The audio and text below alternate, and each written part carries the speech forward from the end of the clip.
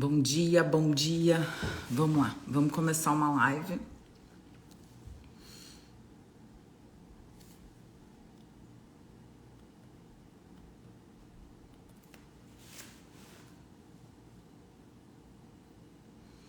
Oi, Michele, tudo bom? Bom dia. Bom, deixa o pessoal entrar. Vamos esperar o pessoal entrar.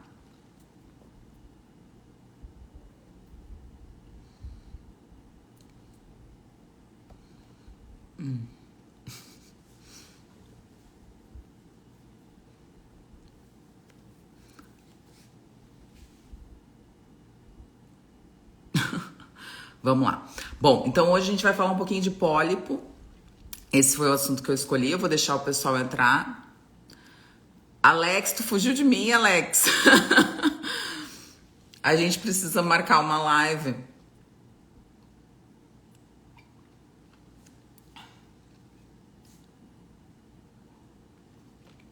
Vamos lá. Então, eu vou falar um pouquinho de pólipo e vou responder algumas perguntas. Vou esperar o pessoal entrando, o pessoal vai entrando.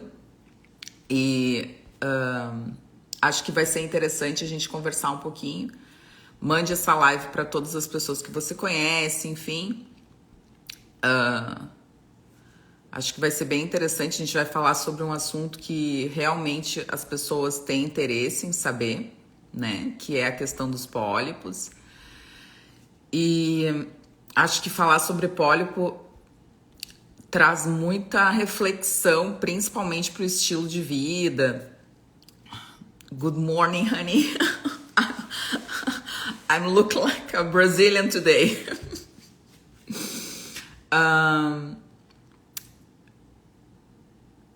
Me perdi. Buenas. Vamos lá. Então, me perdi. Vamos falar sobre os pólipos. Então, assim, eu acho que as pessoas têm que perceber, que começar a entender que a questão dos pólipos é uma questão muito interessante. Por quê? Porque muita gente...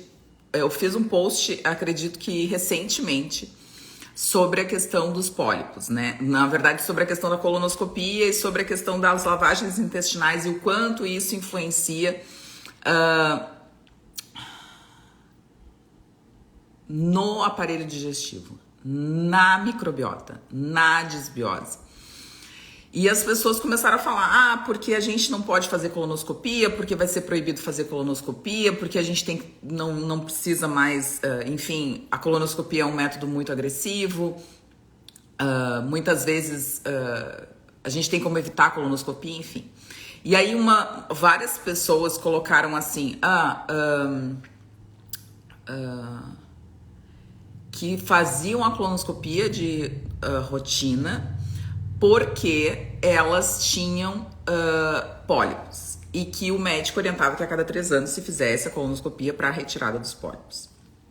Bom, o que eu acho interessante, o que eu acho importante, o que eu acho que as pessoas têm que entender? Que a formação do pólipo, ela é uma formação de caráter inflamatório, de defesa desse intestino contra alguma agressão. Então, acho que essa talvez seja o principal ponto dessa live, enfim, que a gente vai falar um pouquinho, tá? O que eu acho interessante, o que eu acho importante?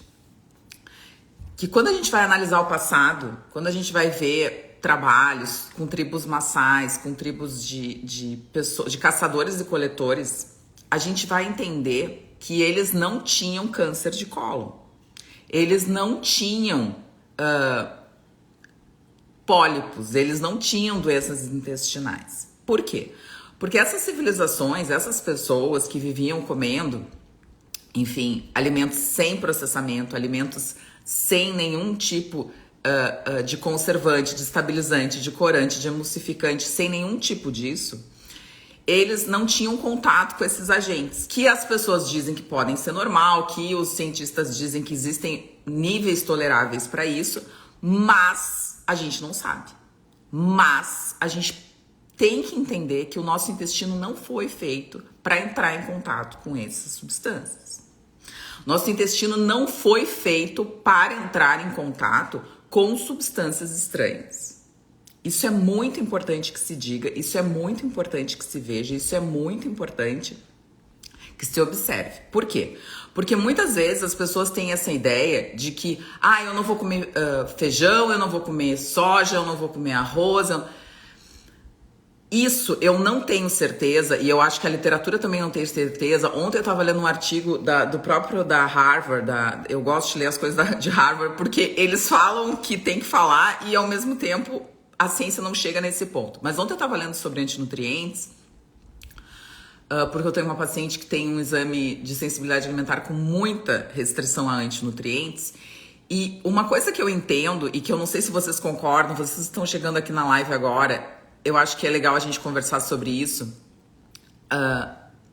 Será que o nosso organismo não se adaptou ao longo dos anos? Algumas pessoas adaptaram o intestino para a alimentação com antinutrientes? É um ponto de se pensar. Porque não é todo mundo que come feijão e arroz que tem deficiência de cálcio, de magnésio e de ferro. Não é. A gente vê isso nos exames. Tem muitos pacientes que têm uma alimentação que não é rica em grãos, mas tem a presença dos grãos e quase sempre uma vez por dia. E essas pessoas não têm deficiência de magnésio, não têm deficiência de ferro, não têm deficiência de cálcio, que são os principais elementos os quais os antinutrientes se ligam. Então, assim, o que são os antinutrientes? Vamos falar dos antinutrientes pra gente falar de pólipos. O assunto da live é pólipos, tá? Pólipos intestinais. Então eu vou colocar aqui e vou fixar, tá? Fixar. Bom. Oi, Naraline, meu amor. Bom dia. Será que ela ficou? Deve ter ficado. Ficou, óbvio que ela ficou. Naraline, um beijo. Bom, então o que eu acho interessante? Que a gente perceba, que a gente entenda e que principalmente a gente compreenda que esse processo, ele pode ser que tenha evolução em relação a alimentos, né? Alimentos. Por quê? Porque o nosso organismo, ele pode se adaptar a esse tipo de alimento. Eu acredito que o organismo acostuma até com o que é ruim. Pois então, Suzy, eu acho que é isso que a gente tem que conversar. Mas o que é o ruim? Entende? O que é o ruim? Uma coisa é comprar um McDonald's, vamos colocar assim, um McDonald's, tá? A gente não sabe o que tem. Não tem carne ali, não tem... Na grande maioria das vezes tem um monte de conservante. Vocês já devem ter visto várias reportagens sobre alimentos processados que ficaram um tempão e realmente não tiveram envelhecimento, não tiveram fungos, enfim, não acabaram não apodrecendo. Por quê? Porque realmente aquilo ali tem uma quantidade muito grande de conservantes, aquilo ali realmente tem uma quantidade muito grande de substâncias que são preparadas para que aquele alimento dure, para que a indústria ganhe dinheiro e para que as pessoas realmente existam aditivos que possam fazer com que as pessoas não só viciem, mas que tenham, enfim, momentos de prazer, enfim, a própria Coca-Cola, que nem eu digo, né? As pessoas acham que existe almoço grátis. Não existe almoço grátis, né? Não existe nada grátis. Quando você vai no McDonald's, quando você vai no Burger King, quando você vai em qualquer lugar, e aqui nos Estados Unidos tem copos gigantes, então assim, as pessoas compram de balde os refrigerantes. Por quê? Porque você faz um pico de insulina, você faz um pico de glicemia, vai precisar fazer um pico de insulina e daqui a pouco você tá com fome de novo e vai querer comer outro hambúrguer. E o que você tá pagando é no hambúrguer, não é no refrigerante. Então, essas coisas, elas são muito bem construídas pela indústria, elas são muito bem feitas pela indústria. Mas voltando à questão dos antinutrientes, então muitas vezes, o que a Suzy falou, muitas vezes eu acho que é interessante que a gente perceba que talvez a gente possa se adaptar. Mas se adaptar ao quê? A gente se adapta ao Burger King? A gente se adapta ao McDonald's? Aos conservantes, aos estabilizantes, aos corantes, aos emulsificantes? A gente não sabe. Mas se adaptar talvez a um arroz, se adaptar talvez a um feijão, se adaptar talvez algum outro tipo de grão, algum outro tipo de cereal. Não sei se a gente se adapta ou não. Mas isso tudo depende muito da individualidade. Por isso que a gente fala da questão da individualidade. Por isso que a gente traz essa questão da individualidade muito presente. Bom, o que eu acho interessante? Que agora voltando, quando a gente então pega essas tribos e entende que essas pessoas realmente não tinham doenças intestinais, que essas pessoas não apresentavam câncer, que essas pessoas não tinham pólipos no intestino, o que a gente percebe? Que existe um processo de industrialização, de ocidentalização da alimentação e, consequentemente, esse processo de industrialização, de ocidentalização da alimentação evolui para que a gente possa começar a ter pólipos. E esses pólipos são, sim, se não tratados, se não retirados, podem se tornar em câncer de intestino, de cólon principalmente, que é onde estão os cólicos. Então, assim, o que a gente tem que entender para que a gente entenda os pólipos e para que a gente pense nos pólipos é carcinógenos, qualquer substância estranha no intestino, que passe muito tempo pelo intestino ou que passe várias vezes pelo intestino, vai fazer com quê? Com que cause mudanças na alteração das células, essa é a parte mais importante da live. Mudanças e alterações nas células intestinais, e isso faz com que tenha a formação dos pólipos, e isso faz com que tenha a formação de pólipos e possam se transformar em câncer. Então, a presença de substâncias estranhas no organismo, carcinogênicas, provocam inflamação da mucosa intestinal, e isso faz com que você tenha, então, um aumento, né, desse contato, e esse aumento desse contato faz com que você tenha mais inflamação, e inflamação irrita a parede intestinal, provoca uma reação dessa parede intestinal, altera as células dessa parede intestinal e faz a formação do pólipo. Se você não entendeu isso, deixa que me diga se você não entendeu, que eu vou explicar de novo, porque isso talvez seja a parte mais importante da live. Essa é a parte mais importante da live. Você precisa entender isso. Isso é fundamental. Então, a formação dos pólipos se dá por inflamação intestinal. E a inflamação intestinal, ela se dá pela comida, por o que está dentro do intestino. Voltando. Tribos estudadas de caçadores-coletores, tribos de pessoas que não comiam comida processada, que não eram ocidentalizados, não têm formação de pólipos, não têm câncer de intestino. Então, a gente tem que trazer isso para a vida de agora. Se as pessoas não têm formação de pólipos, se as pessoas têm uma alimentação de qualidade, se as pessoas conseguem comer comida de qualidade e, consequentemente, comendo essa comida de qualidade, não tem formação de pólipos, a ocidentalização da alimentação faz com que a gente tenha formação de pólipos. E aí as pessoas podem me perguntar, mas é só isso? Talvez. O que a gente tem que entender é que quanto mais tempo ficar aquela comida no intestino com elementos estranhos, mais inflamação a gente vai ter. Então, pacientes constipados têm mais formação de pólipos e maior risco de câncer. A constipação crônica talvez seja uma das principais questões correlacionadas à formação de câncer e correlacionadas com câncer. Constipação, as pessoas não podem ser constipadas, pessoal. Constipação é uma doença. A comida tá ali um tempão no intestino. Vocês entendem isso? Que pessoas com intolerância à lactose, querido, não existe intolerância à lactose. Eu canso de dizer aqui, não existe intolerância à lactose. A lactose é uma enzima intestinal que tá na cripta do intestino e você tem ou você não tem. A maioria das pessoas perde essa enzima. Então não existe intolerância à lactose. Você perdeu, você já não tem mais. Então não é eu vou ter ou não ter. É não tenho. E quando a gente tem a destruição dessas vilosidades intestinais, é uma enzima que está lá em cima, na pontinha da cripta. Então se você tem resquício e você consegue ter algum grau, você perde porque você tem o quê? A destruição das velocidades intestinais pela alimentação. Não existe intolerância à lactose.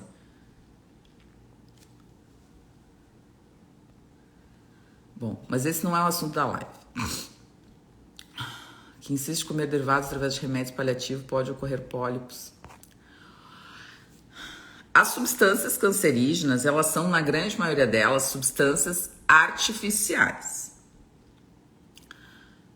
O que a gente percebe, o que a gente entende é que a toxicidade dessas substâncias faz com que a gente tenha aumento da formação de pólipos. A toxicidade. Por que se diz que uma dieta rica em fibras pode auxiliar os pacientes à não formação de pólipos? Oi, Ruth. Por quê? Porque as fibras são elementos detoxificantes. Pro bem e pro mal.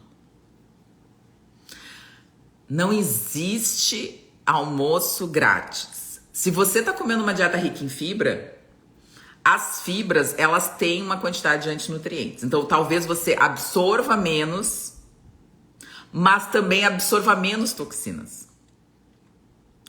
Essas coisas que são importantes as pessoas entenderem. Por quê? Porque muitas vezes, o que acontece? As pessoas não conseguem fazer essa relação de que as fibras são...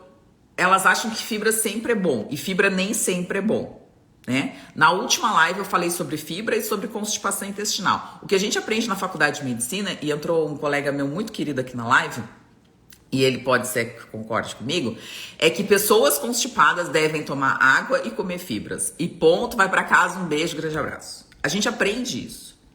Que fibra e água são elementos fundamentais para a constituição do bolo fecal. E isso não é verdade. Por quê? Muitas vezes esse paciente tem alteração do movimento do peristaltismo.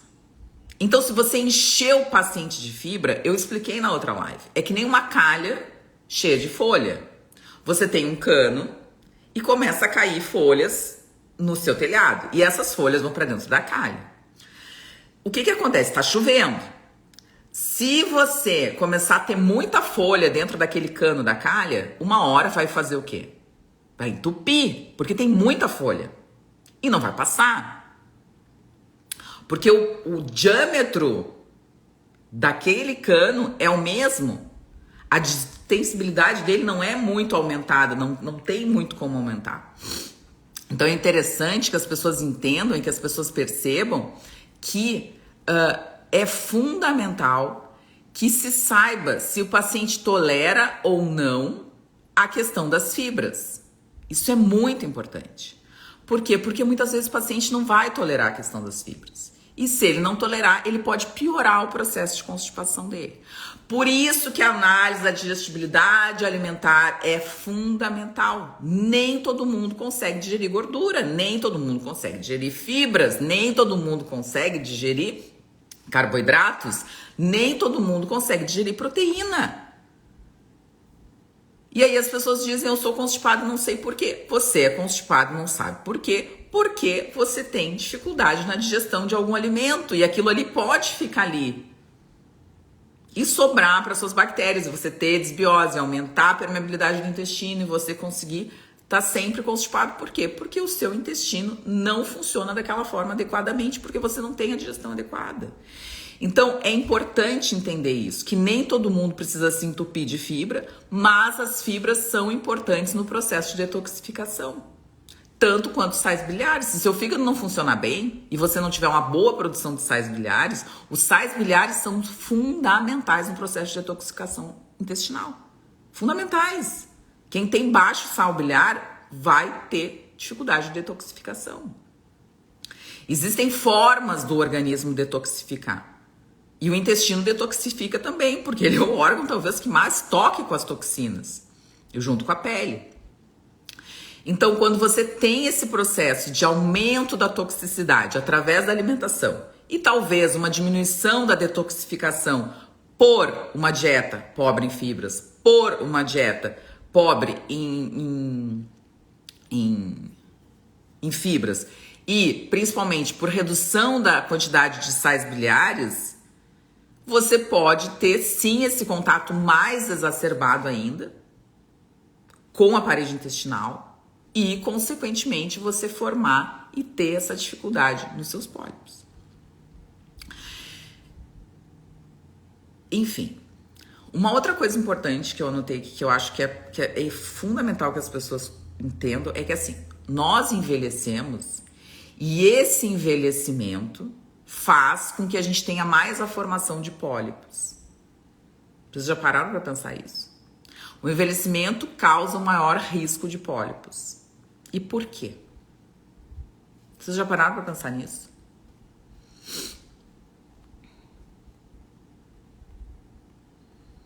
Bom dia, bom dia, bom dia, bom dia, bom dia. Se vocês tiverem alguma pergunta, bota ali na caixinha que aí eu já respondo. Então, o envelhecimento é um fator para que a gente tenha maior pólipos. Por quê? Porque o intestino ele demora mais, né, para se recuperar, para se regenerar. Então, tudo que tiver ali agredindo, pro intestino vai ser mais difícil ainda de quando você tem 20 anos.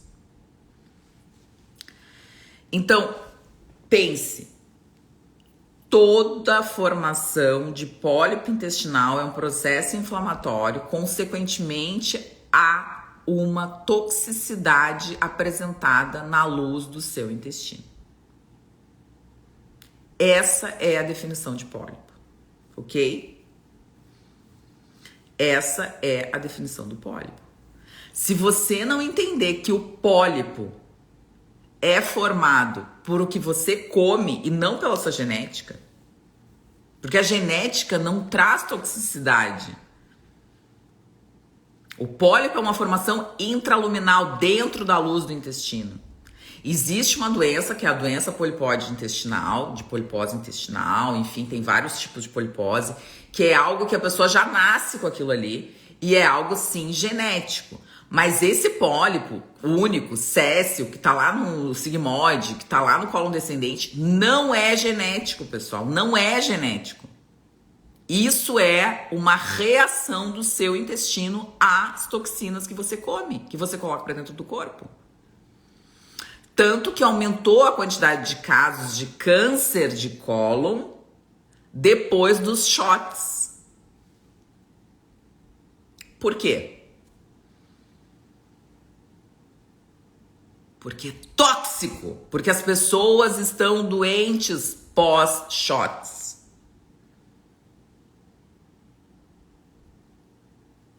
Com câncer, com doença autoimune, com cansaço crônico, com dificuldade em concentração, em foco e memória, isso é pós-Covid ou pós-vacina.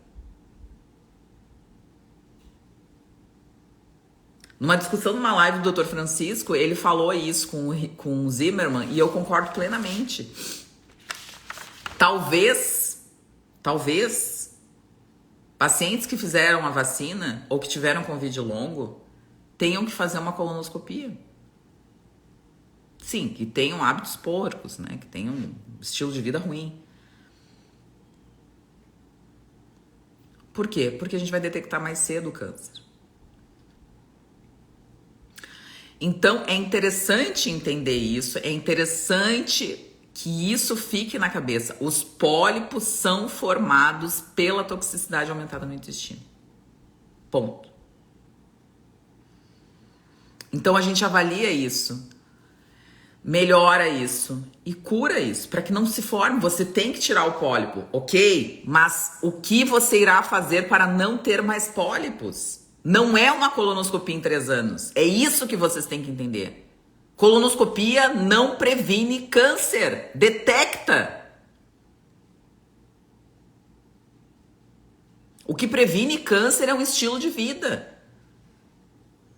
A mesma coisa, se você envelhece e aumenta o seu risco de pólipo, a grande maioria das vezes é porque você está mais obeso. Obesidade é fator de risco para todas as doenças. Hiperinsulinemia é fator de risco para todas as doenças. Todas. Todas as doenças são influenciadas pelo aumento da insulina. Não importa se você é obeso, se você se ama, se você quer defender que a obesidade é legal e tal. Não importa. Você pode se gostar do jeito que você quiser. E eu apoio muito isso.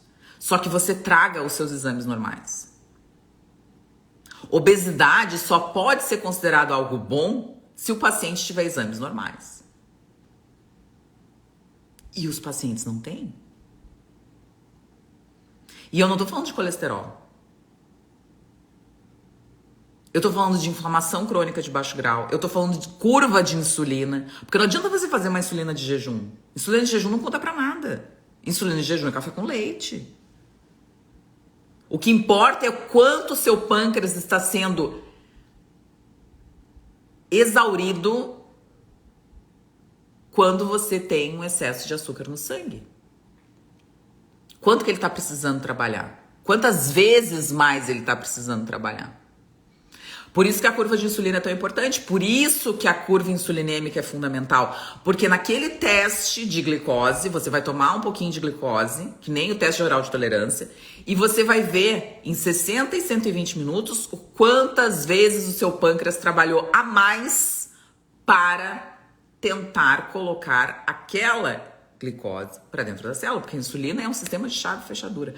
Cada tecido do corpo tem um tipo de chave e de fechadura. E para a glicose a gente tem fechaduras específicas. Cada tecido do corpo tem uma fechadura específica. E para colocar para dentro dessa célula, a gente precisa que essa fechadura específica se ligue na glicose, mas se ligue à insulina. Então é fundamental que as pessoas entendam que se você tem um pâncreas trabalhando acima da capacidade dele, consequentemente, ele irá dar problema. Então não adianta fazer insulina de jejum. Ah, minha insulina de jejum é 3. Tá, e a tua curva? Ah, minha curva é 70. 70 divididos por 3 dá muito mais do que 20 vezes. Então o seu pâncreas trabalha acima de 20 vezes a capacidade, 23 vezes a capacidade normal. Você acha que isso é bom? Um pâncreas trabalhar 23 vezes a capacidade dele para tentar colocar uma quantidade de glicose para dentro da célula? Isso é péssimo, isso é ruim. E você tem um grau também de resistência insulínica. Então é importante que as pessoas entendam, é importante que as pessoas percebam que quando a gente envelhece, a gente acumula gordura, essa gordura é ruim. A gente tem mais dificuldade em processos de recuperação celular, a gente tem mais lentificação desses processos, os processos não são tão... porque a gente também não tem reserva. E para tudo na vida a gente precisa de reserva. Por que as mulheres engravidam 2 vezes, uma atrás da outra, e começam a cair cabelo, a pele ficar horrível, a unha ficar ruim, a pessoa tem problema de intestino, a pessoa tem problema de sono? Por quê? Não é só porque o bebê tá a trabalho. É porque aquele bebê sugou as reservas daquela mulher. Vocês já pararam para pensar nisso? Eu falo muito isso em consulta. O coração que bate no peito do filho, quem fez foi a mulher. A proteína que tá ali naquele cardiomiócito, a proteína que tá naquele osteoblasto, naquele osteoclasto, naquele osso, a proteína que tá no músculo do seu filho, a gordura que tá na baía de mielina das células cerebrais do seu filho, tudo é seu. Tudo veio de você. Cálcio, magnésio, ferro, zinco, cobre, selênio, todos os minerais vieram da mãe. E todos os macronutrientes vieram da mãe. Então, se você não entender que as reservas são extremamente importantes e que se você tirar essas reservas dessa pessoa, essa pessoa vai ter mais dificuldade em todas as reações fisiológicas, não só incluindo regenerativas, mas todas, de detoxificação, de metilação, de glicação, de oxidação, todas. E de anabolismo? Todas. É fundamental que a gente tenha reserva para fazer as reações. Por isso que a pessoa se sente cansada, por isso que a pessoa se sente com fadiga, por isso que cai o cabelo, por isso que a pessoa tem problema de intestino, por isso que a pessoa não consegue dormir, por isso que a pessoa fica estressada, não consegue controlar sua ansiedade, seu estresse. Por quê? Porque falta nutriente também.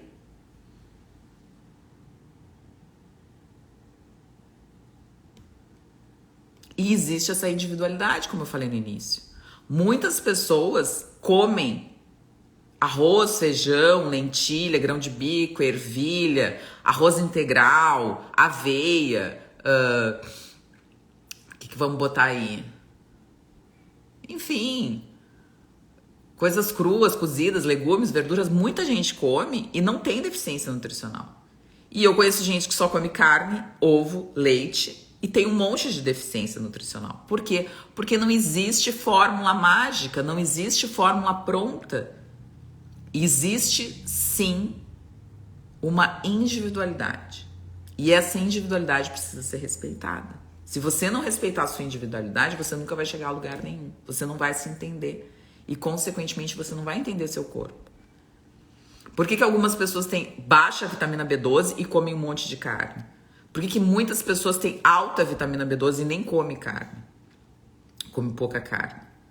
Por que pessoas têm ferro bom e outras pessoas têm ferro ruim? Por que algumas pessoas têm magnésio bacana e outras nem tanto? Por que a tireoide de algumas falta um selênio, falta um zinco? E por que outras não? Você já parou para pensar nisso? Por que umas pessoas são de um jeito e outras são do outro? E aí você lê na internet que é bom tomar berberina e todo mundo quer tomar berberina? Como ontem, teve um post da doutora Denise sobre testosterona e todo mundo quer tomar testosterona. Será que testosterona é para todo mundo? Será que não é mais fácil tentar recuperar o nível da testosterona? Tudo bom, Zilvani? Será que não é mais fácil entender por que essa testosterona tá baixa? Num homem de 65 anos, enfim, eu até entendo que se repõe a testosterona, mas mulher repõe testosterona toda hora? Se ela não quer crescer? Será que precisa? Será que não é mais fácil pedir um estudo intestinal, ver como é que tá esse feedback intestinal dessa paciente?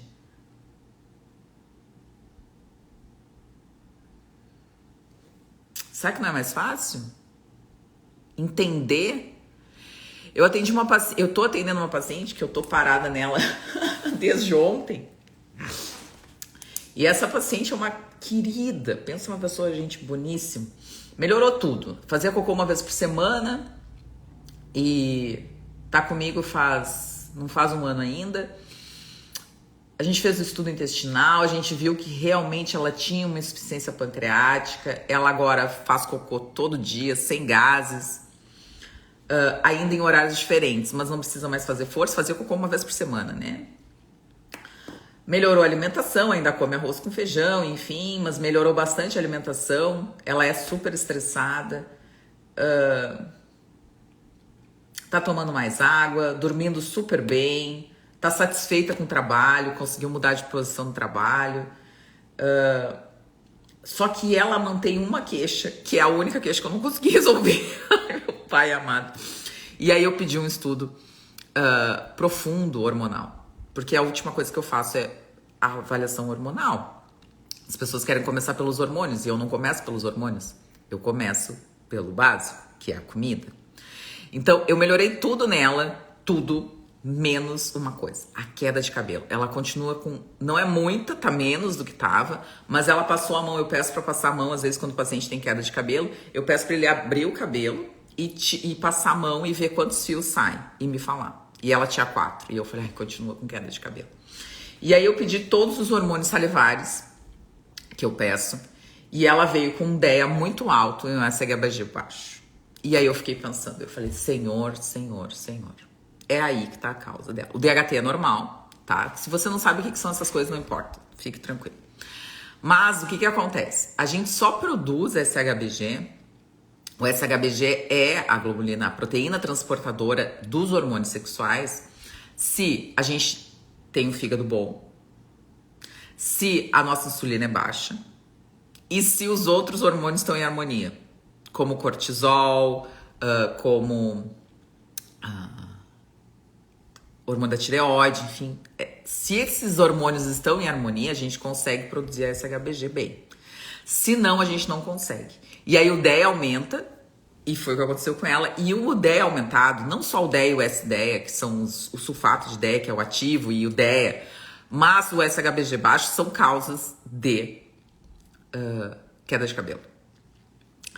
E aí ontem eu fiquei quebrando a minha cabeça para tentar pensar como é que a gente ia fazer isso, porque a gente já tinha usado várias estratégias que poderiam ser utilizadas por isso e ela não melhorou. E aí ontem eu tava fixando, mas eu não sei ainda o que eu vou fazer especificamente, porque ontem eu passei o dia... Por isso que eu comecei a ler sobre lectinas, por isso que eu comecei a ler sobre antinutrientes, aí eu fiquei pensando o que será que tava intoxicando ela e tal. Buenas. Mas o que eu quero dizer com isso? Que existe uma individualidade muito grande dos pacientes e as pessoas não entendem isso. O quebra-cabeça às vezes é muito mais complexo do que só um SHBG baixo, que é a única coisa que sobrou nos exames dela alterados. Muitas vezes o que acontece? A gente tem pacientes, e eu tenho alguns pacientes, que o quebra-cabeça é muito mais complexo. A Suzy estava aqui, a Suzy sabe disso, né? A Suzy é minha paciente há um tempão e a Suzy tem crises ainda de enxaqueca. Ela melhorou muito, mas ela ainda tem crises de enxaqueca e são bem correlacionadas com uma coisa que também é difícil para ela, que é a atividade física. E eu tenho outra paciente, né, que também, e a Suzy não tem estamina, a gente não sabe ainda, mas estamina tão alta assim, mas ela melhora muito com a dieta. E tem uma outra paciente que também não tolera atividade física porque aumenta estamina. E a atividade física aumenta estamina. E o que a gente faz? Não manda o paciente fazer atividade física se a atividade física é fundamental? Oi, Suzy! Então, eu sempre lembro da Suzy, porque a Suzy, ela é um caso típico. Ela é uma vencedora em tudo, mas é um caso típico de que é difícil. O quebra-cabeça é muito mais complexo. E se o quebra-cabeça é mais complexo, a gente tem que avaliar todas essas coisas. Então agora a gente vai investigar toda essa parte hormonal, que foi o que a gente fez com a Suzy. Porque a Suzy já estava tomando hormônio, tinha melhorado, aí parou. Então assim, é muito mais complexo do que a gente achar que é uma coisa única. Enxaqueca. Toma esse remedinho aqui que vai passar. Toma essa fórmulazinha pronta aqui, que é uma fórmula anti-inflamatória cerebral.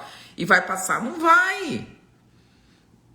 É um quebra-cabeça muito mais complexo. É um quebra-cabeça muito mais difícil de se ver. É muito mais difícil de se pensar. É uma coisa muito maior. Né, Suzy? Tô mentindo, Suzy? Pode falar aqui se eu tô mentindo. Vamos ver aqui o que colocaram de perguntas. Então olha só o que a Cris falou, né? Eu concordo plenamente com a Cris, né? Primeiro que assim, eu vou falar uma coisa, pode ser que o pessoal goste ou o pessoal não goste, enfim, mas eu tô aqui pra falar. O problema é que muitos pedem esses exames e depois não sabem o que fazer. Sim, a maioria não sabe, não tem nem ideia do que fazer. Mas é que assim, eu vou falar um negócio, tá? Se você pede um exame e não sabe o que fazer, procura, pesquisa na internet, bota no Google ali, no PubMed, sabe? Poxa, primeiro que assim, eu não sei por que as pessoas pedem. Eu já tenho uma lista de exames, né? E eu vou tirando ou colocando dependendo do paciente. Mas assim, todos os exames que eu peço, eles têm um porquê, entendeu? Tem um porquê. Por que eu peço curva de insulina? Porque curva de insulina é fundamental. Por que eu peço interleucina 6? Porque os pacientes que tiveram contato com Covid ou pós-Covid ou vacina, a interleucina 6 é fundamental. Por que eu peço T3 reverso? Porque a gente sabe que pacientes que têm T3 reverso aumentado vão ter uma dificuldade maior em emagrecer. Por que eu peço magnésio eritrocitário? Poxa, o magnésio é o elemento mais importante, sabe? É uma oscilação. Do crises e frequências, de crise e frequência. Então, é uma oscilação que melhora e piora. E a gente não sabe por quê? Porque é muita coisa envolvida. A Suzy não é uma guria de 20 anos, né? A Suzy é uma guria de um pouquinho mais. Então, a vida foi, e ela sofre com isso há muito tempo, e a vida foi realmente isso, né? A vida foi essa loucura toda, né? A história das pessoas também influencia, né? Então, a vida foi assim, a gente foi levando e tal. E agora, a doutora tem sido um anjo enviado por mim, por Deus, mesmo ainda tendo crise. Mas a gente tá tentando, né, Suzy? Eu acho que isso é o mais importante. E tu teve meses que tu não teve quase crise, né? E agora tem meses que tu tá tendo mais, mas a gente tem que entender o que tá acontecendo, né? Então eu acho que isso é muito interessante, assim, não desistir do paciente, né? E o paciente também não desistir do médico, porque o que a gente vê muito é a pessoa mudando. Ah, eu não conseguia, eu vou mudar. Eu não conseguia, eu vou mudar.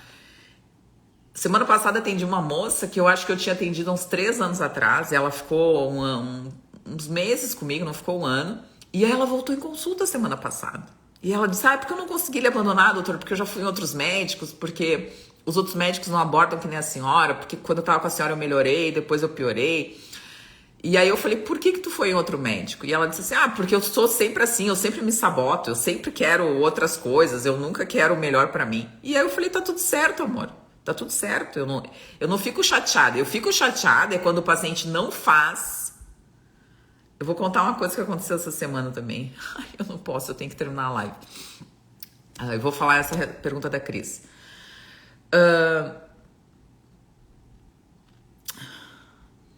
Que horror que foi. Eu atendi uma paciente, e vou falar isso porque, assim, é um horror, tá, pessoal? Vocês me desculpem, mas é um horror, tá? Eu atendi uma paciente, e a paciente me falando que só comia carne, mentira, ovo, queijo, presunto, nuts e abacate ou fruta que tivesse, porque ela não queria lavar a louça.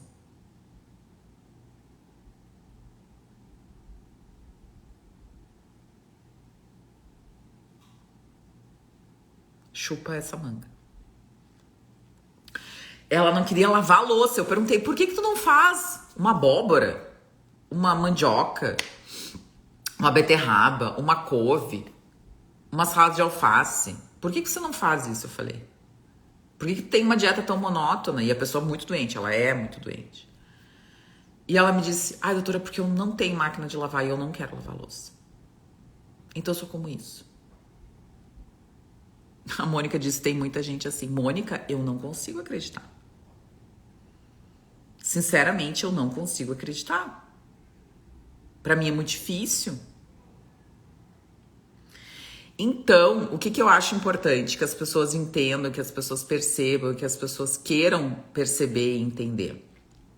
Que muitas vezes existem e é preciso fazer alguns esforços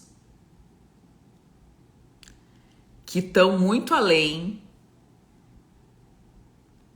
da nossa vontade. Que nem eu digo, ir pra academia não é todo dia que a gente quer ir pra academia. Tá, eu quero ir pra academia todos os dias, porque aqui é uma das únicas coisas que eu tenho de prazer, tá? Absurdo, deve ser muito doente mesmo, mental e orgânico. Amor, eu vou te dizer que, assim, a Mônica falou que tem gente assim. E tem! Vocês viram que eu postei ontem o post, o menino falando... minha namorada tá sempre doente, estou aqui em Portugal. Perfeito, Simone, é isso aí. A pessoa não quer comer para não lavar a louça. É um troço que não entra na minha cabeça. Não entra na minha cabeça. Entende? Mas tá tudo certo, porque cada um tem a sua limitação. Mas assim, não espere melhorar se você não quer lavar a louça. Quase que eu falei. Eu não falei porque assim, eu devia ter falado, mas é que eu já tinha atendido outros pacientes, eu tava meio cansada, e eu falei, sabe, não vai adiantar, ela vai só ficar triste, e aí, sabe, não vai ter insight nenhum. A vontade que eu tive foi de dizer, filha, não gasta o dinheiro. Vai viver. Tu não tá no momento ainda pra mudar. Isso, tô super doente, paciente super doente, doente mesmo, assim, doente, não é só da cabeça, doente. Mas e aí? Ah, pois é, já que concordo em gênero, número e grau contigo. Pois é.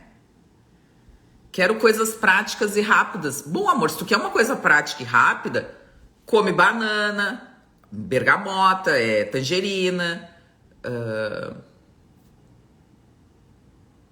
passa no McDonald's, não sei, um ovo. Mas não é assim. Isso é monotonia alimentar, pessoal. Isso faz mal para a microbiota intestinal. Isso é ruim para a sua saúde. Isso é ruim para o seu corpo.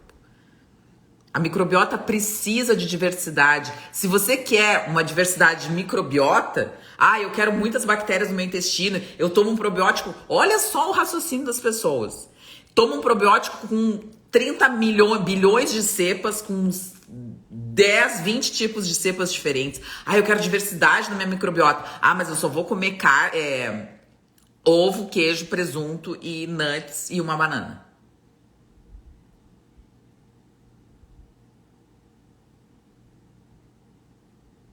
Isso é diversidade? A monotonia alimentar gera desbiose.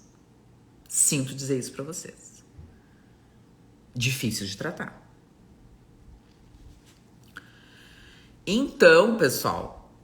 Oi, Odete, querida. Odete é nova, eu acho, aqui, né, Odete? Bem-vinda, meu amor. Eu fico muito feliz. Muito, muito, muito mesmo. Então, assim, deixa eu só responder a pergunta da Cris. Muitos dentistas prescrevendo testosterona em altas doses. Primeiro que assim, vou falar uma coisa, desculpem, dentistas, tá? Mas eu acho que dentista não deveria prescrever hormônio. A minha opinião. Sincera, tá? Tem um cara que todo mundo fala que o cara criou uma tecnologia, não sei o que, não sei o que, não sei o que. Amor, assim, ó, ser cientista é diferente de ser médico, tá? Uma coisa é o médico que lá, que estudou, que papapá, que... Enfim... Tem endocrinologistas que estudam que também não sabem muito. Então, assim, é uma ciência, é aquilo que eu falo. Tem muito mais coisa do que hormônio. É muito fácil dar hormônio. O paciente fica muito bem com o hormônio. Mas aí tu quer usar o hormônio pra sempre? Bom, tá tudo certo. Vai lá, o dentista te soca o hormônio, que nem implante. Eu já atendi pacientes que estavam com 20 implantes no corpo. Você acha que não vai ter nenhum efeito colateral? Você acha que implante não tem nada? Que implante é inerte? Simone Leal Oficial. Acho que deve ser meu caso, como sempre, as mesmas coisas. Pois então, Simone, é bom fazer uma avaliação do intestino, da digestibilidade intestinal, sabe? De entender como é que tá o seu organismo, de entender como é que tá a sua digestão, de entender como é que tá a sua microbiota. É importante isso, sabe? Faz parte... Ui. Faz parte realmente de toda essa questão de avaliação da microbiota intestinal. Então é importante que a gente entenda isso. Dar hormônio não é, se fosse isso, tava todo mundo curado, pessoal.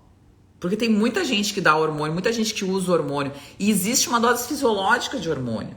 Uma coisa é você querer ser fisiculturista, ser bodybuilder, tomar uma dose plus de hormônio porque você só quer anabolismo. Tem os efeitos androgênicos, tem os efeitos anabólicos. Bom, mas é uma outra coisa.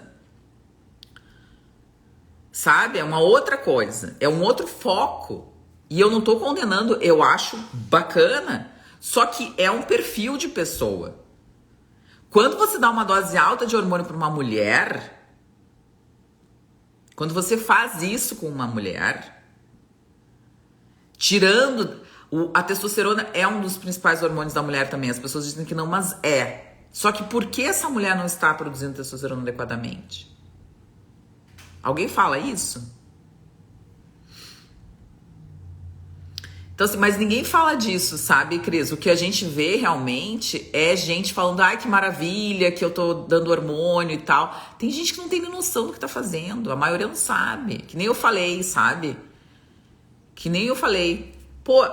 Arrumei toda a paciente sem um hormônio. Agora talvez eu vá dar o hormônio. Mas eu arrumei toda a paciente. Toda. Ela faz cocô todos os dias. Ela melhorou a disposição, dorme melhor, consegue se alimentar melhor, perdeu peso, tá feliz, tá realizada. Sem um hormônio eu fiz isso. Eu não, ela, né? Eu não fiz nada. Ela fez isso. Não precisa do hormônio. Claro que em alguns casos precisa, tá? Eu não vou dizer, não vou ser hipócrita de dizer que não precisa de hormônio. Claro que em alguns casos precisa de hormônio, tá? Eu não vou dizer isso, porque eu dou hormônio. Mas o hormônio não é mágico. Ele é a cereja do bolo. As pessoas falam que o probiótico é a cereja do bolo, o hormônio é a cereja do bolo. Então tem que parar com essa história de que tudo tem que ser hormônio. Os pacientes já entram na consulta querendo hormônio. Tem gente que dá e tá tudo certo. Mas a causa dessa baixa hormonal. Uma coisa é uma paciente menopausa, cheia de sintoma, eu dou hormônio. Outra coisa é uma paciente de 40 anos, de 30 anos, de 45 anos, uma pré-menopausa, se ajeita para chegar na menopausa, se arruma para chegar na menopausa. Se arruma, se ajeita. Quando você vai sair, vai para uma festa, você não se arruma? Arruma o cabelo, pinta o olho, bota uma base, bota um blush, bota um batom, bota um bom vestido, um bom sapato. Se arruma. Se arrumem para chegar na menopausa. Se ajeitem para chegar na menopausa. Se organizem para chegar na menopausa. As pessoas não fazem isso. Tudo hoje é protocolo injetável. Antes eram os pacientes que queriam, agora os médicos querem tratar tudo com injetável. Por quê? Por quê? Por quê? Por que que os pacientes querem chegar na menopausa? Por que que os médicos querem fazer protocolo injetável?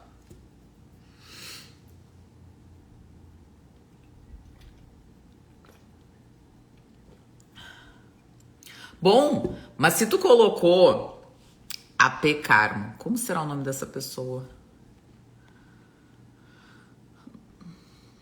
Aparecida, deve ser. Deve ser Aparecida. Aparecida, eu não tô dizendo que é ruim botar implante, tá? E não tem que te fuzilar, tá? Não é o problema. Eu tô dizendo assim, ó, uma coisa é uma pessoa colocar um implante, tá? Que seja um implante bem indicado. Então, assim, uma dose baixa de gestrinona, uma dose baixa de estrogênio, uma dose baixa de testosterona, bem indicado, sabe? Então, assim, vou colocar um estrogênio, vou colocar uma gestrinona. Quanto de gestrinona tá colocando? 25, 35 no máximo. Não precisa 35 uma mulher que não faz atividade física, extenuante. Estrogênio, quanto que a gente tá colocando de estrogênio? Quanto que a gente tá colocando de testo? 50, 100, isso é uma dose alta. Mas a absorção do implante, ela é diferente. Então, assim, quanto que a gente tá colocando? Por que que a pessoa não quer passar o gel? O gel é tão efetivo quanto o implante. Você sabia disso? Então é interessante que a gente pense que... Ana, tudo bom, Ana? Bem-vinda. Tá, então assim, vamos ver aqui, vamos terminar. Paciente com 70 anos pode fazer reposição ainda, pode repor hormônios ou só testosterona? Primeiro que assim, ó, paciente de 70 anos, tá? O que que ela tem? Osteoporose? Perda de memória? Dificuldade de locomoção? Ela faz exercício? Ela come direito? Ela dorme bem? Ela mora onde? Quem da família ajuda ela?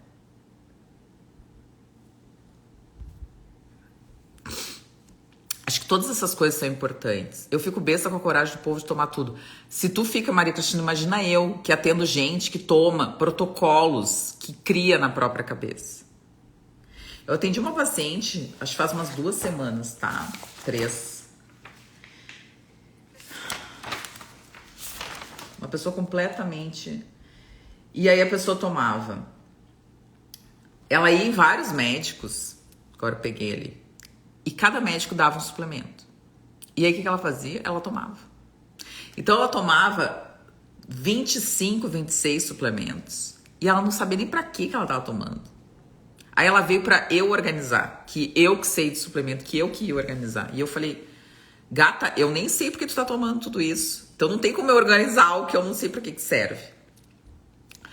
Então assim, ó, passei gel por anos, não fez efeito. Sou Ana Paula. Tudo bom, Ana Paula? Então assim, o gel, muitas vezes tem que saber como é que tá passando esse gel, que tipo de gel que é. Essa história de que eu passei gel por anos, eu tenho vários pacientes que já falaram isso. E às vezes é a aplicação do gel. Tem um vídeo da Kátia Haranaga, que é a Olga, que é uma paciente minha muito querida também. Eu tenho umas pacientes que eu sou muito apaixonada por elas. Tu é uma, tá, Suzy? Que o vídeo dela é bem legal, que ela explica, coloquem no YouTube, Kátia Haranaga, que é aquela médica, como passar gel. Ela explica exatamente como passar o gel. Eu fui olhar e o vídeo é sensacional, tá? Até pensei em fazer um vídeo daqueles, mas é que não sei. Mas ela explica como passar o gel. Muitas vezes é a questão de como passar o gel, o veículo que foi feito o gel. Existem vários tipos de veículos. E você fez realmente uma avaliação hormonal salivar, para ver o quanto de fração livre. Ana, tu fez a avaliação salivar? Pediram a avaliação salivar para ti dos hormônios? Porque às vezes no sangue é diferente, porque o sangue é ligado, ele é binding, é diferente da fração livre, né? Gel não faz o mesmo efeito, será que somente creme transdérmico? Depende, é exatamente isso que eu tô dizendo, Cris. Muitas vezes é o veículo, às vezes é um gel, às vezes é um creme, às vezes é uma pomadinha, eles colocam em veículo de pomada, que é uma coisa mais pastosa, depende. Vai ser Pentravan, não vai ser Pentravan, hoje tem vários outros tipos de veículo. Então, assim, ela é independente. Ela é independente. Pois é, tem que consultar, Emma. Se ela é independente, para ela talvez faça bem, né? Mas tem que avaliar bem, risco cardiovascular, tem que avaliar bem quais são, por que precisa, né? Não. O que é o não que a Ana falou? Passei gel por ano, sou Ana Paula. Não sei. Não entendi o não, desculpa. Ou a farmácia. Perfeito, Fabiana. Exatamente, a farmácia, o estrogel. O de farmácia, estrogel, tudo bem? O de farmácia, estrogel é bom. Tava em falta, né? Para algumas pacientes eu passo estrogel. É bom. É um bom. Progesterona micronizada. É bom. Via oral. Não precisa usar o gel.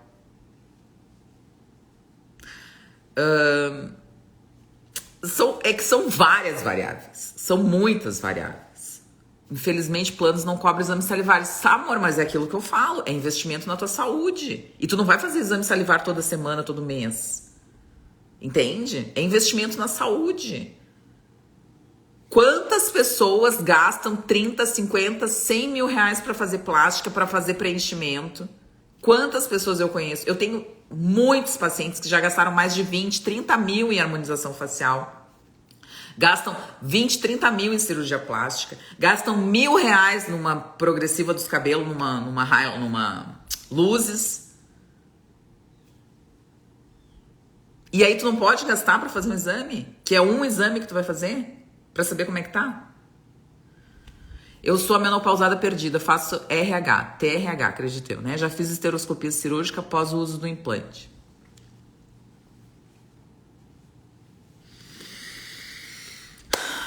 Marilda, sinto por ti. Uma dúvida importante, quem não tem útero precisa repor? Precisa! Ótima pergunta, Simone. Muito boa, Simone. Precisa, porque a progesterona ela não é só para questão uterina, meu amor. A progesterona já se sabe que ela tem efeitos muito importantes na sinergia com o estrogênio, na memória, no sistema nervoso central, principalmente para pacientes com muitos sintomas de memória, de concentração, de foco, de brain fog. Então, assim, não existe mais essa ideia de que a paciente que tem útero não precisa repor, ou a paciente que não tem útero precisa. Essa questão da progesterona e estrogênio com útero ou sem útero não existe mais. A gente já sabe dos benefícios da progesterona. Então, não se fala mais muito sobre isso, né? TRH, isso aí, Marilda querida. Tá bem, pessoal? E ainda menstrua após RH em gel e não dá nada no intravaginal. É muito variável. Muito variável. A gente falar de reposição hormonal é muito variável. Porque assim, ó, os pacientes têm muitas variações. A individualidade é muito grande. Então, é muito interessante que a gente entenda. O assunto era pólipo e virou hormônio, né? Como eu falo sempre que vocês querem ouvir. Ozonioterapia, Patrícia Marchiotti. Ai, que legal que aprovaram o ozônio, hein, Patrícia? Bem legal, né? Mas é isso, tá? Então, eu acho que é interessante que a gente realmente... primeiro, se você tá chegando agora... bem-vindo ao mundo, Patrícia. Dentista, um monte de dentista prescrevendo hormônio, tá? Mas isso aí é outro papo. Eu já vi cada coisa que se eu contar, eu sou... Meu advogado, que nem eu digo, meu advogado não deixa. Bom, mas acho assim, ó, pra gente só encerrar, tá? Pólipos, assista o início da live, tá? Eu falei muito sobre pólipo. A necessidade, então, da avaliação do que você tá fazendo no seu intestino para que esses pólipos apareçam, a importância de um hábito intestinal bom, da prática de exercício físico. Então, fazer exercício físico melhora a peristaltismo intestinal, da questão muito também correlacionada com o envelhecimento, com reservas, né, de micronutrientes, com a toxicidade, com a alimentação. Então, tudo isso é importante, assistam. E agora a gente falou um pouquinho, né? Pólipos no endométrio é outra coisa, tá? Pólipos no endométrio é outra coisa. Não é a mesma coisa que pólipos no intestino. Apesar de que... Vou falar uma coisa. O pólipo é uma reação a uma toxina. E quais são as toxinas mais frequentes no endométrio? Pensem. Tempo. Acho que o meu organismo acha que a TRH é para virar mocinha novamente. Exato. Não é mocinha novamente porque a gente é mocinha, né? A gente sempre vai ser mocinha. Mas a condição fisiológica hormonal nos deixa jovens e saudáveis, né? Vou largar meu gineco. Marilda, então marca pra gente entender, Marilda, o glúten. Não, Fabiana, não vamos falar de glúten, que glúten não dá pra falar, tá? O glúten não faz mal pro endométrio, o glúten faz mal pra outras coisas, tá? Que bom, Simone, bem-vinda, querida. Tá bem? Então, era isso. Quase 1h10 de live. Foi sobre pólipo intestinal e foi sobre um pouco de hormônio, mas eu acho que é importante que a gente entenda isso, é importante que a gente realmente converse com as pessoas, traga esse tipo de informação, diga que colonoscopia não é a melhor forma, tá? Não é a melhor forma. A melhor forma é diminuir a questão inflamatória intestinal, diminuir as toxicidades intestinais para que não se formem os pólipos. Os pólipos são formações de alteração celular por toxicidade intestinal. Tá bem? Se tem que ficar alguma informação dessa live, tem que ser isso. Um beijo grande pra vocês. Essa semana tem 2 lives. Se Deus ou o Senhor quiser, nós vamos fazer eu e a Naraline a live. E muito obrigada por responder, querida. Obrigada pela informação. Obrigada a vocês por estarem aqui. Mais de 60 pessoas essa hora da manhã aqui comigo. Tá maravilhoso. Tá bem? Um bom domingo pra vocês. E até essa semana. Tá bem? Bom domingo. Fiquem bem. Tudo é o intestino.